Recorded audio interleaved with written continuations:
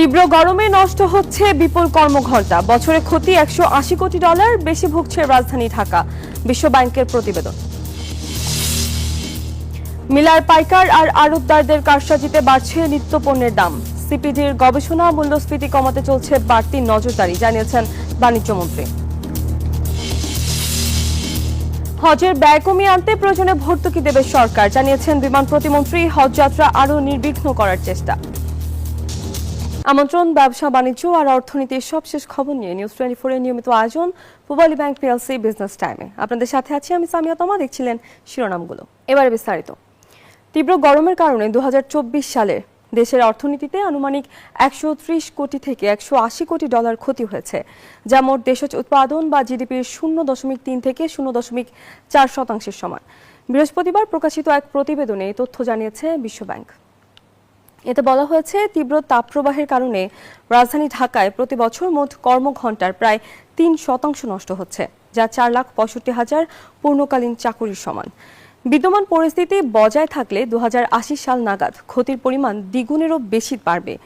তখন মোট কর্মঘণ্টা 7.5% নষ্ট হবে। বিশ্বব্যাংক জানায়, এই সংকট সমাধান না করা গেলে 2030 সালের মধ্যে বাংলাদেশ, পাকিস্তান, ভিয়েতনাম ও কম্বোডিয়ার পোশাক খাত প্রায় $6,580 কোটি রপ্তানি আয় হারানোর ঝুঁকিতে পড়বে।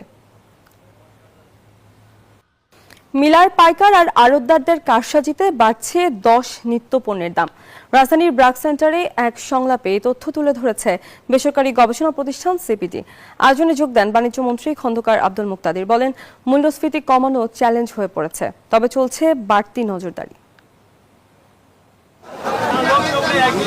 নিত্যপণ্যের চড়া দামই যেন নিউ নরমাল। ব্যাগ ভরে বাজার করা এখন বিলাসিতা। দাম দর যে কখন লাগামহীন হয়ে পড়বে সবসময় থাকতে হয় সেই শঙ্কায়। সবাই জানে, ব্যবসায়ীদের কারসাজিতেই এমন পরিস্থিতি। বিষয়টি উঠে এলো সেন্টার ফর পলিসি ডায়ালগের সংলাপেও। বেসরকারি গবেষণা সংস্থাটি বলছে, বাজারের সব স্তরেই রয়েছে অস্থিরতা। ডিলারদের কাছে প্রাইস ডিসটরশনটা বা পার্সেন্টেজ স্পেসটা সবচেয়ে বেশি, অর্থাৎ তাদের যে এভারেজ সেলিং প্রাইস, মিনিমাম বা ম্যাক্সিমাম প্রাইসটা এখান থেকে কিন্তু সবচেয়ে বেশি ডিভিয়েট করে। আমিষের বাজারে সবচেয়ে বড় খেলোয়াড় শহরের আড়তদার, ডিম মুরগিতে পাইকার আর গরুর মাংসের ব্যাপারী। সিপিডি বলছে, উৎপাদন থেকে ভোক্তা প্রতিটি ধাপে দরকার স্বচ্ছতা, দক্ষতা ও প্রতিযোগিতা। আসলে মূল বিষয়টা হচ্ছে যে এই যে একটা শৃঙ্খল কিংবা এই যে ল্যান্ডস্কেপ, একটা এই বাজারে খাদ্য মূল্যের এইটাকে পরিষ্কারভাবে বোঝাটাই হচ্ছে মূল উদ্দেশ্য। পণ্য সরবরাহে চাঁদাবাজি ও পুরনো সংকট। বাণিজ্যমন্ত্রী জানালেন, নেওয়া হচ্ছে নানামুখী উদ্যোগ।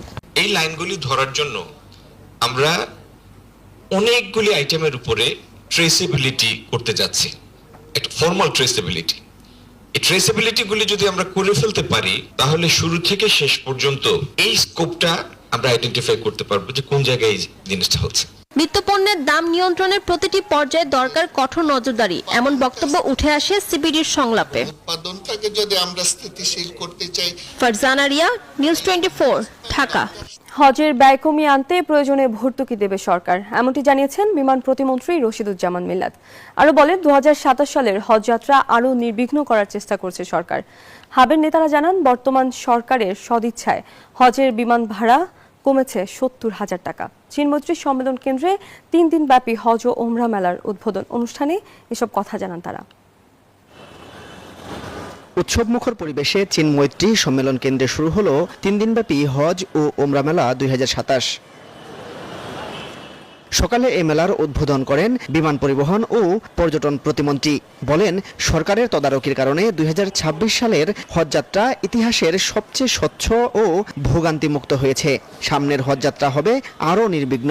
হাজিদের এই যাতে লাগেজের যে 2-3টা অসুবিধা দেখলাম, শুনলাম, এগুলি যাতে এই 27-এর হজের না হয় সেটা এনশিওর করা হলো এবং এনশিওর করছি আমরা। যদি তারপরেও তারা যদি কথা না শুনে, তাদের বিরুদ্ধে অ্যাকশন নেওয়া হবে। সামাজিক যোগাযোগ মাধ্যমে চটকদার বিজ্ঞাপন ও লাইসেন্সবিহীন এজেন্সির প্রতারণা থেকে হজযাত্রীদের সতর্ক থাকার আহ্বান জানান হাবের নেতারা।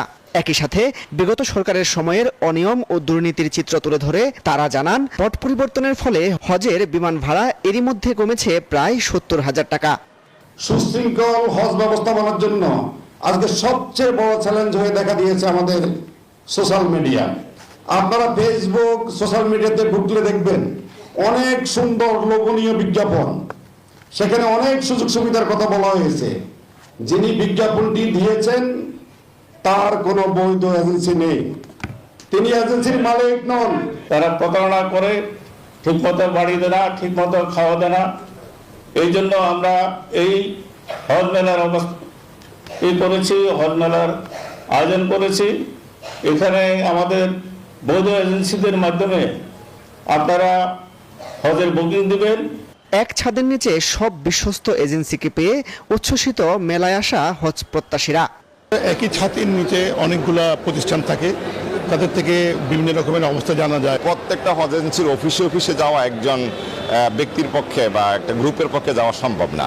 আগামী হজযাত্রা আরও স্বস্তিদায়ক ও নির্বিঘ্ন করতে সরকারের পাশাপাশি এজেন্সিগুলো দায়িত্বশীল ভূমিকা রাখবে, এমন প্রত্যাশা সবার। মাসুদ সুমন, নিউজ 24, ঢাকা। বিনিয়োগ নির্ভর ও উৎপাদনশীল অর্থনীতি গড়ে তুলতে রপ্তানিমুখী খাত ও প্রযুক্তি নির্ভর বিনিয়োগকে অগ্রাধিকার দিচ্ছে সরকার, এমনটি জানিয়েছেন পরিকল্পনা প্রতিমন্ত্রী জুনায়েদ আব্দুর রহিম সাকি। বৃহস্পতিবার বাংলাদেশ উন্নয়ন গবেষণা প্রতিষ্ঠান BITS আয়োজিত অনলাইন চাকরির তথ্য ও অর্থনৈতিক আগাম সংকেত শীর্ষক সেমিনারে এ কথা বলেন তিনি। মন্ত্রী জানান, তৈরি পোশাক, চামড়া ও ঔষধ শিল্পের পাশাপাশি ইলেকট্রনিক্স, সেমিকন্ডাক্টর, লাইট ইঞ্জিনিয়ারিং ও এগ্রো প্রসেসিং সহ 10টি খাতকে নতুন বিনিয়োগের অগ্রাধিকার খাত হিসেবে চিহ্নিত করেছে সরকার।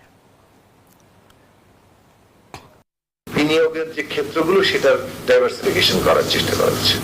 আমাদের তো মোটামুটি 3টা বড় ক্ষেত্র আছে, গার্মেন্টস, ফার্মাসিউটিক্যালস এবং লেদার। আরো ব্যাপকভাবে বিনিয়োগের যে পরিসর সেটাকে কিভাবে সম্প্রসারিত করা যায়, তো সেই ক্ষেত্রে অনেকগুলো ক্ষেত্র ঠিক করা হয়েছে, যেমন ICT sector, electronics, light engineering, agro processing, এরকম 8-10টা ক্ষেত্রকে অগ্রাধিকার ভিত্তিতে নতুন বিনিয়োগের এলাকা হিসেবে ঠিক করা হয়েছে।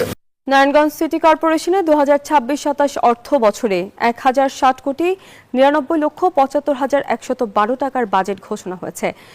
দুপুরে নগর ভবন অডিটোরিয়ামে বাজেট ঘোষণা করেছেন প্রশাসক সাখাওয়াত হোসেন খান। এ বাজেটে ড্রেন, ব্রিজ, কালভার্ট নির্মাণ, বৃক্ষরোপণ, দারিদ্র্য বিমোচন, দুর্যোগ ব্যবস্থাপনা সহ শিক্ষা, স্বাস্থ্য, প্রযুক্তি খাতে বিশেষ বরাদ্দ রাখা হয়েছে বলেও জানিয়েছেন তিনি। বলেন, প্রস্তাবিত বাজেটের রাজস্ব ও উন্নয়ন খাতে 1060,99,75,112 টাকার আয় এবং 930,75,42,402 টাকা ব্যয় ধরা হয়েছে।